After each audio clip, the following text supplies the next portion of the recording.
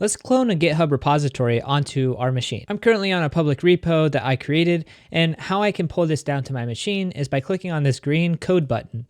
And from here, you get a little drop down. You'll notice a few different tabs here that we can choose from. The first one is HTTPS. And what this is when we copy this and then do git clone using the Git CLI tool, it will actually ask us to log in with our credentials for this account. From there, it will just clone the repository onto your computer. It will also add the origin to this URL, so it knows what to push back to once you need to push some commits that you've made. The next option is via SSH, and this uses the tunnel on port 22 to grab the repository from GitHub. Now, this requires a little bit of setup because it doesn't ask you to log in. Instead, it's using an SSH key, actually a public SSH key that you have to add to your user profile on GitHub. This SSH key is located inside of your settings, and then go to SSH and GPG keys. From here, you'll have all of your SSH keys, and when you want to add a new one, you can hit new SSH key. From here, you'll have to copy the key from your local computer, the public one, not the private one, onto this page. And what it'll do is it'll add this to your profile. Now, I have a video on utilizing keygen that allows you to create this SSH key that you can go watch if you want this as your authentication option. For now, though, let's just go back to the repository and look at the third option. The third option is GitHub's own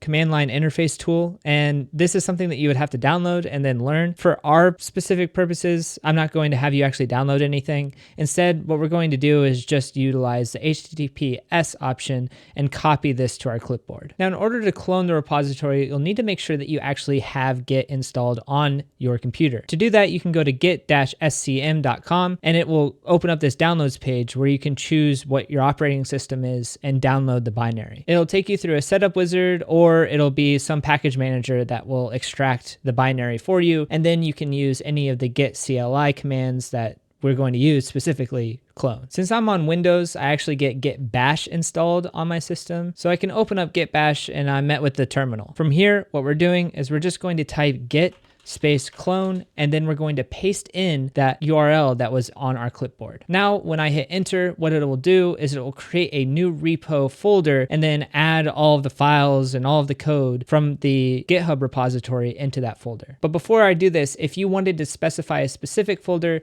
you would do that as the next option, saying new repo or something like that. For me though, I'm just going to let it create its own folder for us. So I'll hit enter, and then it gives you some information about it pulling down all of the code, and then it tells you that it's done. So now if I do ls, you can see all of my projects that I have in this particular folder, and you'll see that there is a new repo folder that was created. So if I cd into that new repo folder, inside of git bash, you can see that we are now on the main branch, and the git clone will automatically check out the default branch that's on the GitHub repo. If you wanted to specify a specific branch for your local repo to check out instead of the default branch, you would have to add the -b or -branch option and then the name of that branch. So now that we've cloned the repository, we could make a change on our local and see it update on the GitHub repository. To do this, let's just create a readme.md file. So now, even though it's empty, we can add it to track it in our Git repository. From here, we can make a commit, and now we can push those commits up to GitHub. So you can see that it's successfully pushed, and this is our new commit on main. If we go back to our repository and refresh, we can now see that we have this readme.md file. We can see that the commit message was added readme, and we see that there is a readme down here even though it's empty. So with that, that's how you clone a repository inside of GitHub.